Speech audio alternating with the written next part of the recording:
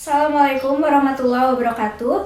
Salam sejahtera untuk kita semua. Yang terhormat, dosen penguji 1 Ibu Leni Evangelista SEMSI, dosen penguji 2 Bapak Faizal Fardani Sigarlaki SEMSM, serta dosen pembimbing Ibu Tania Adialita SEMBA.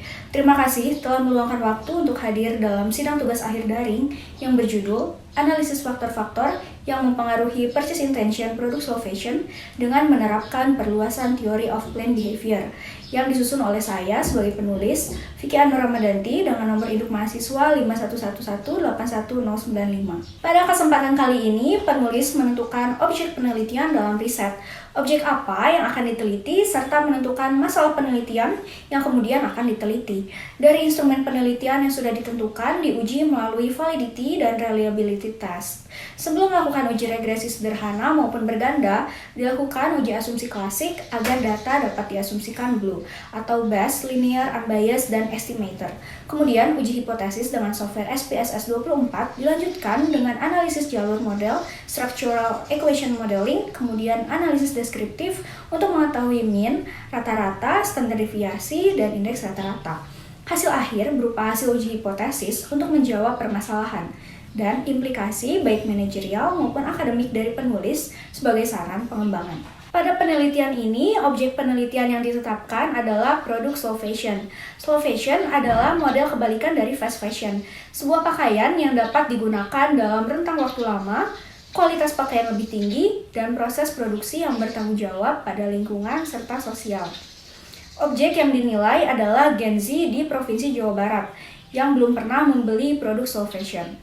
Terdapat pula atribut objek penelitian, di antaranya adalah attitude, subjective norms, perceived behavioral control, willingness pay premium, perceived consumer effectiveness, dan environmental knowledge. Masalah penelitian ini adalah rata-rata peningkatan pembelian pakaian ramah lingkungan belum berhasil mengalahkan pertumbuhan pembelian pakaian tidak ramah lingkungan, meskipun kesadaran konsumen akan supply chain industri fashion meningkat.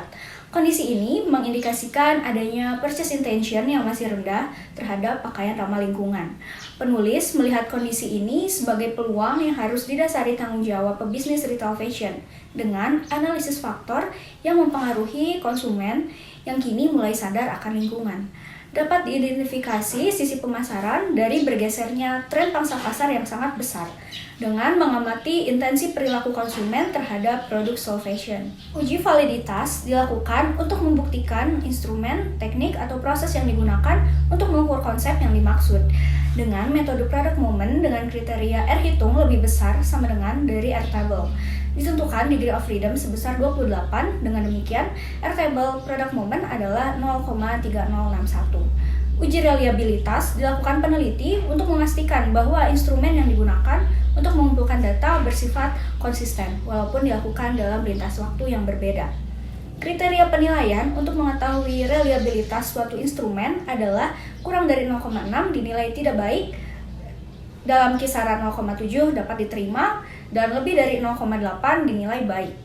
Hasil uji validitas pertanyaan setiap item pada variabel attitude dimulai dari poin 1 dengan pernyataan saya setuju dengan ide pembelian slow fashion, menghasilkan R hitung 0,536.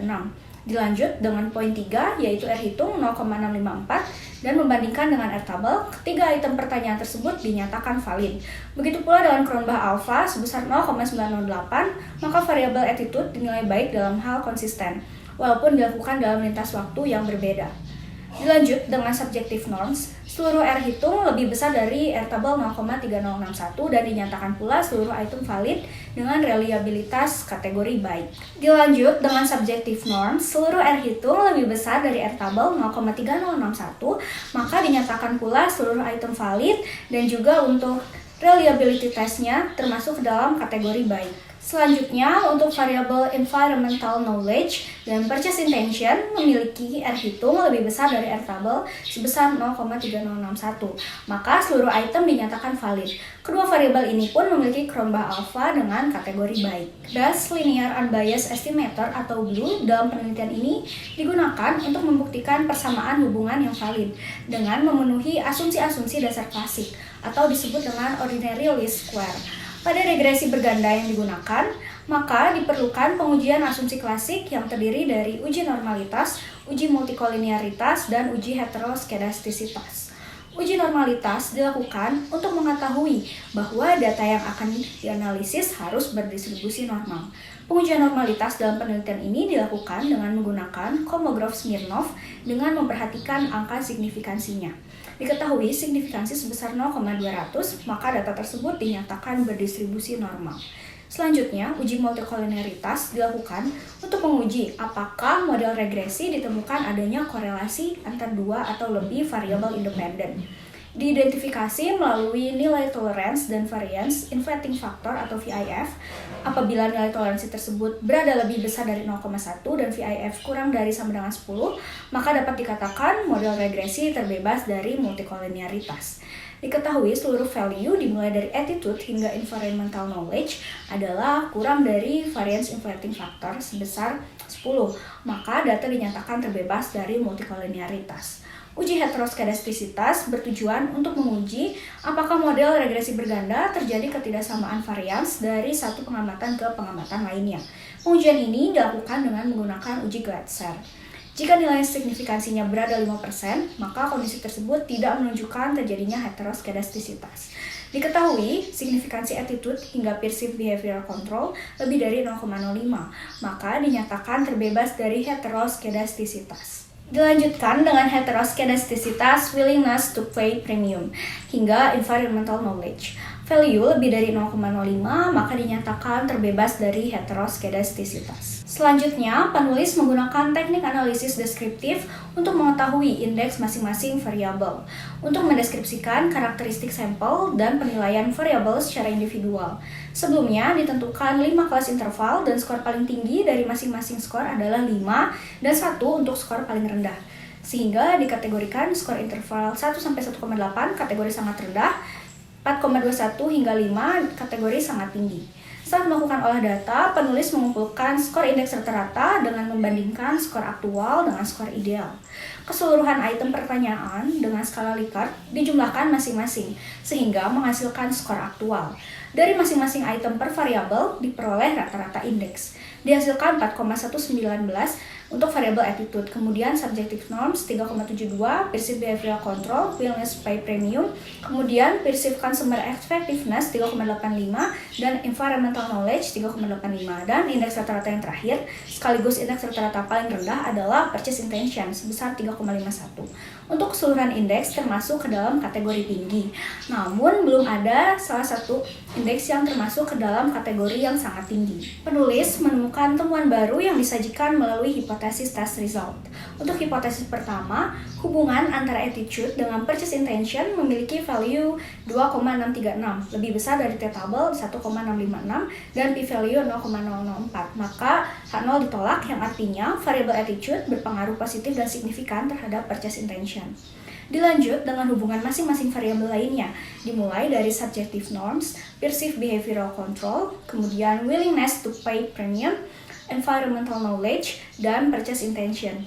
Seluruh variabel memiliki t-value lebih besar dari t-table, yaitu 1,656, dan p-value lebih kecil dari 0,005. Maka seluruh variabel tersebut berpengaruh positif dan signifikan terhadap purchase intention. Berbeda dengan variabel perceived consumer effectiveness, tidak berpengaruh karena menghasilkan t-value 1,177, lebih kecil dari t-table 1,656, dan p-value 0,121 lebih besar dari 5%. Disimpulkan bahwa H0 diterima, yang artinya variabel perceived consumer effectiveness tidak berpengaruh terhadap purchase intention. Rules of thumb yang digunakan pada PET coefficient adalah koefisien beta yang bernilai positif. Diketahui pengaruh environmental knowledge terhadap purchase intention maupun attitude memiliki koefisien sebesar 0,108, yang artinya jika environmental knowledge meningkat sebesar 1 satuan, maka purchase intention dapat meningkat sebesar 10,8%.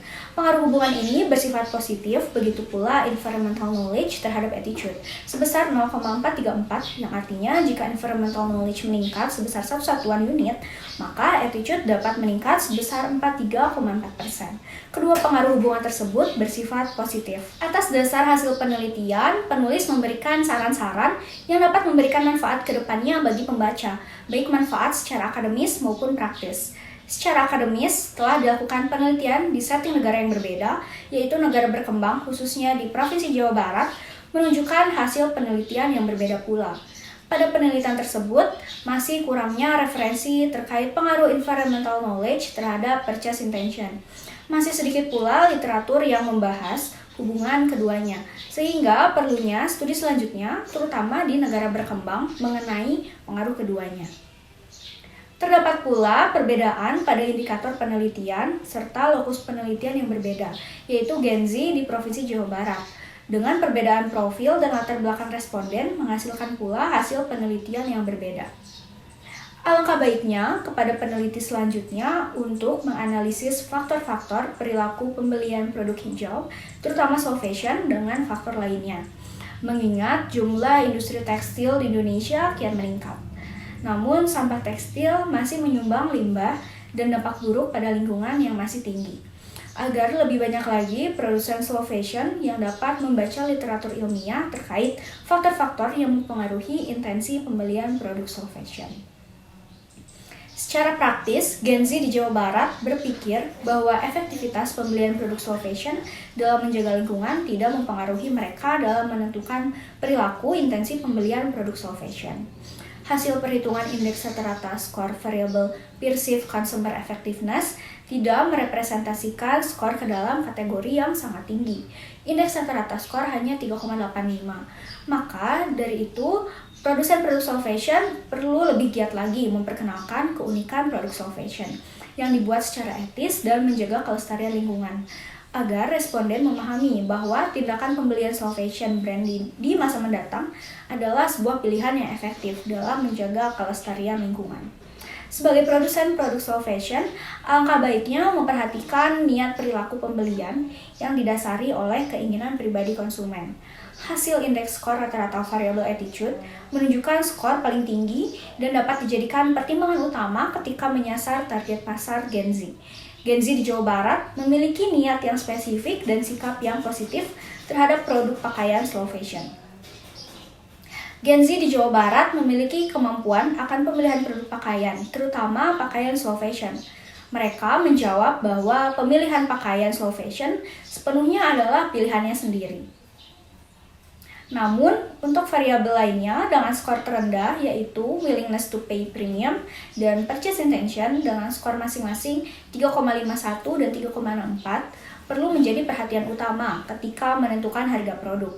Gen Z memiliki kesediaan membeli pakaian slow fashion hanya pada skor 3,51 dari total skor 5. Variabel ini belum mencapai kategori sangat tinggi dalam hal kesediaan membayar harga tinggi untuk mendapatkan kualitas baik dari pakaian slow fashion.